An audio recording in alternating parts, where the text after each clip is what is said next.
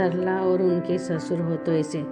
ससुर और बहू स्टोरी कहानी इन हिंदी। सरला तो आज अपने ससुर जी को देखकर चौंक ही गई, जैसे कि वह नींद से उठकर बाहर आए तो दिन अपने सामने अपने ससुर जी को देखकर सरला तो आँख फटी की फटी ही रह गई। कुछ देर के लिए तो वह उन्हें घूरती ही रही, क्योंकि उसे यकीन ही नहीं हो रहा था कि उनके सामने उनके ससुर जी खड़े हैं। वह अपने मन में सोचने लगी कि काश मेरे पति ऐसे होते तो मैं कितनी अच्छी होती। सासू माँ कितनी किस्मत वाली है। तभी उनको अपने पति यकीन विवेक पर गुस्सा आने लगा कि कमरे में झोंक कर देखा तो विवेक खर्राटे मारकर सो रहा था। सुबह सुबह ही सरला का मूड भी खराब हो गया था। अपने काम में लग गई। ऑफिस जाने के आधे घंटे पहले विवेक उठा और रोज की तरह आनन फानन में नहा गया और तैयार होकर बिना नाश्ता किए ही चला गया। अब तो सारे लोग विवेक को सब कुछ सिखाने का ठान ली। फिर सामने सोचा कि प्यार से समझाने का असर तो कभी, लेकिन अब हटने में गुस्से का भी कोई फायदा नहीं है। वालों, मेरे पिता बहुत टेढ़ किस्मत में, उन्हें अलग तरीके से समझाना पड़ेगा। आज भी उसे दिन में विवेक बिना नाश्ता किए घर निकल गया था। हमेशा की तरह सरला ने गुस्सा नहीं किया, क्योंकि वह दिमाग में तो सिर्फ उसके ससुर जी चल रहे थे। अपने ससुर जी को बहुत ज़्यादा प्रभावित थी। उसे हमेशा अपने ससुर जी जैसा आदमी पसंद था, लेकिन बदकिस्मती से उन्हें बेटे विवेक को गुण नहीं। जब विवेक के सरला से शादी हुई तब सरला के माता पिता ने उनके ससुर का स्वभाव को, समाज में उनके नाम को देखकर ही झट से शादी के लिए हाँ कर दी। ससुर के रिटायरमेंट के बाद सुबह जल्दी उठकर नहा लेते, वॉक पर फिर जाते, घर आकर पूजा पाठ करते, शानदार कपड़े पहनकर रेडी हो जाते। रिटायरमेंट के बाद वह घर पर ही बैठना चाहते थे, इसलिए उन्होंने 5 टाइम जॉब कर ली। पैसे की कोई कमी नहीं थी, लेकिन ससुर जी घर पर बैठना आलस नहीं बनना था।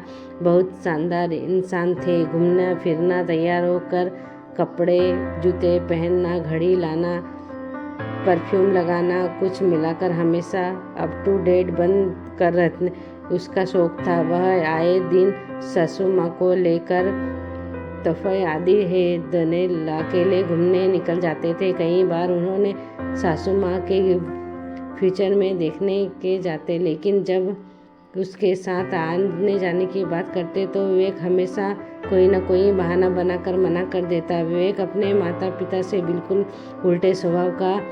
वह सुबह देर से उठता, भाग दौड़, भूखा थका हारा, शाम को घर आता, बैठकर टीवी देखता, अखबार पढ़ता और फिर कुछ बोल देता तो थोड़ा सा चिड़चिड़ा करके सो जाता।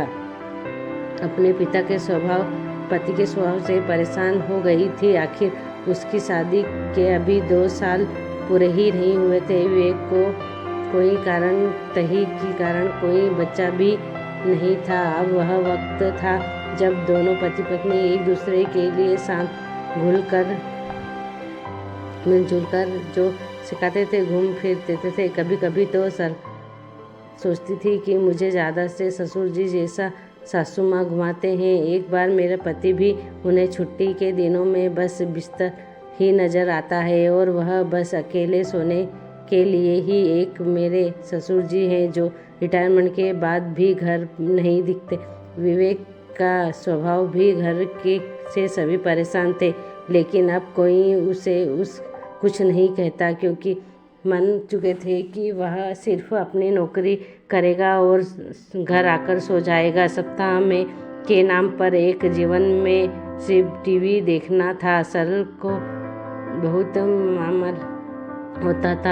मलाल होता था जब वह अपने ससुर जी को देखती। आज जब वह सुबह उठी तो उसने देखा कि ससुर जी एकदम जवान लड़के की तरह दिख रहे हैं। नए जूते, ट्रैक सूट और जैकेट पहनकर सुबह जल्दी दौड़ने के लिए तैयार हो चुके हैं। वह चौंक गई कि मेरे से ज़्यादा जवान मेरे ससुर जी लग रहे हैं। इन उम्र में भी यह इतने एक्टिव है। और एक मेरे पति हैं जो खराटे मारकर सो रहे हैं, भर रहे हैं। और अपनी शादीशुदा जिंदगी उदास लगने लगी है, क्योंकि विवेक में तो किसी चीज़ का कोई उत्साह नहीं था। और आखिर कब तक वह अपने सास ससुर के साथ घूमते।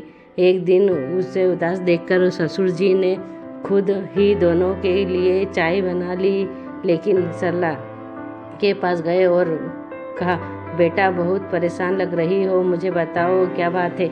सरला ने अपने ससुर जी सारा दुख सामने बना कर दिया। उसने कहा कि कहाँ से किस दिन भी आप जैसे गुण वाले होते तो आप जितना जल्दी सही, लेकिन जिंदगी का थोड़ा उत्साह होता। ससुर जी ने दिमाग में एक तरकीब सूझी कि उन्हें सरला से कहा कि अब जैसा मैं कहूँगा वैसा तुम वैसे ही करना। 5:15 बजे ट्रैक सूट पहनकर रेडी रहना, जाना, हम दोनों साथ में मॉर्निंग वॉक पर चलेंगे। सरला कुछ समझ नहीं पाई। उसने अपने ससुर जी की बात मान ली और अब दोनों सास बहू वक्त पर जाने लगे। वॉकिंग को यह बात पता चली तो थोड़ा आश्चर्यचकित हो गया। उसने सरला से टोका और कहा कि तरह ट्रैक सूट पहनकर आप ससुर साथ वर्क करने जाती हो, तुम्हें थोड़ा अजीब नहीं लगता? अकेले ने भी टटकर से भरे स्वरों में जवाब, तुम्हें पता फुर्सत नहीं है, ससुर जी के साथ जाना पड़ेगा।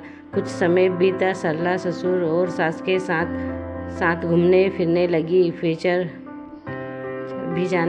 भी जाने लगी और कोई विवेक को पूछता भी नहीं था वह आएगा या नहीं आएगा। विवेक को धीरे धीरे यह सब बुरा लगने लगा। उसने सरला को कहने की लगता है कि अब तो तुम्हें मेरी ज़रूरत ही नहीं। सरला ने प्यार से ताना देते हुए कहा, हाँ भरोसा करूँगी मैं, मेरी ज़िंदगी भी अब जैसे ही उदास हो जाएगी, इसलिए अब मैं अकेले ही एंजॉय करना सीख लिया। विवेक को यह जवाब देकर अब तो छुट्टी के दिन वह अकेले ही घर पर सोते। सास ससुर और सरला कभी पिकनिक पर चले जाते, कभी लॉन्ग ड्राइव पर निकल जाते। कोई विवेक से नहीं पूछता था कि शाम को जब सब साथ बैठे तो सरला ससुर जी ने कहा, बहू तुम भी अपनी पैकिंग कर लो, हम बाहर तीनों साथ में घूमने चलेंगे। मैंने 3-4 दिन का प्रोग्राम बनाया है। अब विवेक तो चौंक गया कि 3-4 दिन, आखिर आप लोग कहाँ जा रहे हो? तो मुझे भी पूछ लिया तो लो। विवेक के स्वरों में थोड़ा गुस्सा था। तब ससुर जी ने बोला, छुट्टी ले लेता, तुम शादी के 2 साल बाद भी बहू को आज तक घुमाने नहीं ले गए, तुम क्या हमारे साथ चलोगे? रहने दो, तुम घर पर ही रहना, आराम करना, 3-4 दिन आराम करोगे, नींद पूरी कर लेना, वैसे ही घूमना फिरने रखा क्या है। विवेक समझ गया कि कहीं गलत था, उसमें जीवन को लेकर खास उमंग नहीं थी। इसलिए जब उसने अपनी पत्नी को उसके बिना एंजॉय करते देखा तो उसे झटका लगा। उसे ऐसा सुबह की अपनी पत्नी के साथ घूमना फिरना एंजॉय करना, कभी कभी उसे यूं ही बाहर लेकर चले जाना शादीशुदा जिंदगी के लिए कितना ज़रूरी है। विवेक ने तुरंत अपने बॉस को फ़ोन लगाकर कहा, मुझे कुछ दिनों की छुट्टी चाहिए। पहली बार मैं अपनी पत्नी के साथ घूमने जा रहा हूँ। यह सुनकर सरला तो हक्का बक्का रह गई और ससुर बहू ने एक दूसरे को देखते हुए खुश से झूम उठे। इसके बाद सरला के जीवन में कभी खुशी के फूल खिलते लगे और वह अपने ज़िंदगी पहले हनीमून आने जाने में बहुत खुशी थी। दोस्तों, यह कहानी आपको कैसी लगी? अपनी राय कमेंट बॉक्स में ज़रूर लिखें। धन्यवाद। लाइक और शेयर करें, सब्सक्राइब करें।